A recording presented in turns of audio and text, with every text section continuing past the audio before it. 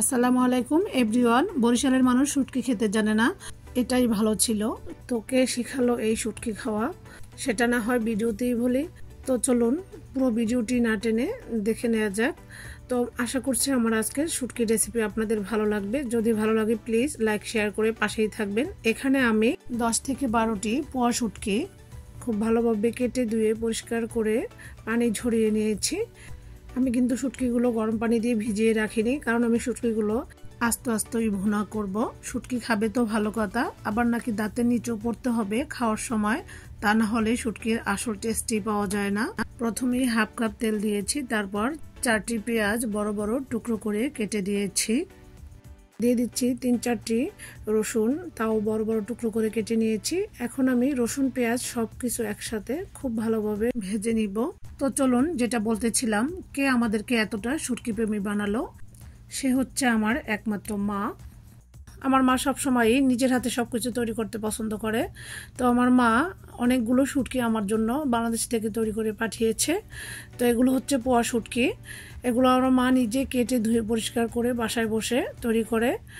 তো মায়ের কাজটা আমি অনেকটাই শিখে রেখেছি। আমিও সব কিছু বাচ্চাদেরকে এবং আমার ফ্যামিলিকে বাসায় তৈরি করে সব কিছু খাওয়াতে পছন্দ করি। তো এই তো দেখতে পাচ্ছেন, শুটকিগুলোর মধ্যে আমি 8-10টা কাঁচামরিচ দিয়ে দিয়েছি। এখন আমি শুটকিগুলো খুব ভালোভাবে 5 থেকে 7 মিনিট ভেজে নিয়েছি। এখন আমি দিয়ে দিব 2 টেবিল চামচ মরিচের গুঁড়া, 1 চা চামচ হলুদের গুঁড়া, 1 চা চামচ ধনিয়া গুঁড়া, হাফ টিস্পুন জিরার গুঁড়া। এখন মশলাগুলো আমি শুটকির সাথে ভালোভাবে নেড়েচেড়ে মিশিয়ে নিচ্ছি। দেখতেই পাচ্ছেন, শুটকিতে সবসময় মশলার পরিমাণটা খুব বেশি দিতে হয়। এখন আমি দিয়ে দিচ্ছি 1.5 টেবিল চামচ আদা রসুন বাটা, দিয়ে দিচ্ছি স্বাদ মতো লবণ।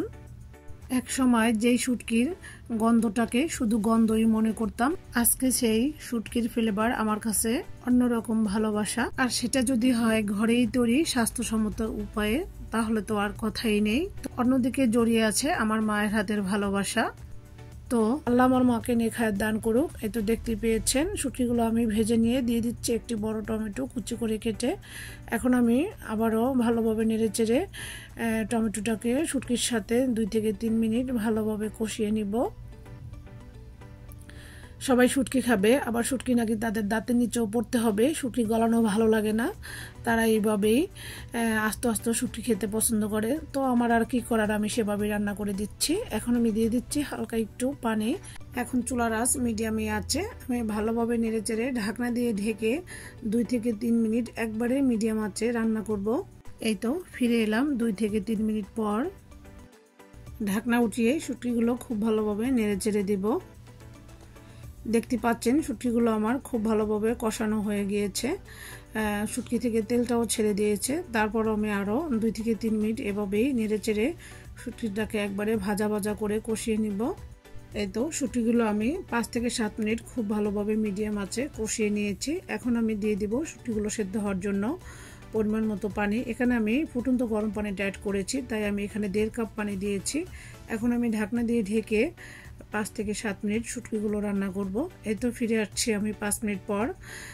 শুটকিগুলো ভালোভাবে নেড়ে চেড়ে দিচ্ছি। দেখতে পাচ্ছেন, একদমই শুটকিগুলো ভেঙে যায়নি এবং আমি এভাবেই নেড়ে চেড়ে কিছুক্ষণ রান্না করব। একবারই মিডিয়াম আছে আরও 4 থেকে 5 মিনিট আমি এভাবে নেড়ে চেড়ে রান্না করেছি। দেখতে পাচ্ছেন শুটকিগুলো আমার কতটা লোভনীয় এবং ইয়ামি হয়েছে, খেতেও কিন্তু অসাধারণ ছিল। এটা যেদিন রান্না করি আমার বাসায় আমার হাজব্যান্ড এটা ছাড়া একদমই কিছু বোঝে না, তার এতটাই পছন্দ। এই গরমে কোনো কিছু যখন খেতে ভালো লাগে না এবং মুখে যখন কোনো রুচি থাকে না, তখন এরকম একটি শুটকি ভুনা হলে অনায়াসে 1 প্লেট ভাত খেয়ে নিতে পারবেন। এতটাই টেস্টি এই শুটকির ভুনা। তো আশা করি আমার ভিডিওটি আপনাদের ভালো লেগেছে। যদি ভালো লেগে থাকে প্লিজ শেয়ার করে দিবেন। তাহলে আজকের মতো এখানেই বিদায় নিচ্ছি। ততক্ষণ সবাই ভালো থাকবেন। পরবর্তী ভিডিও দেখার আমন্ত্রণ রইল। আল্লাহ হাফেজ।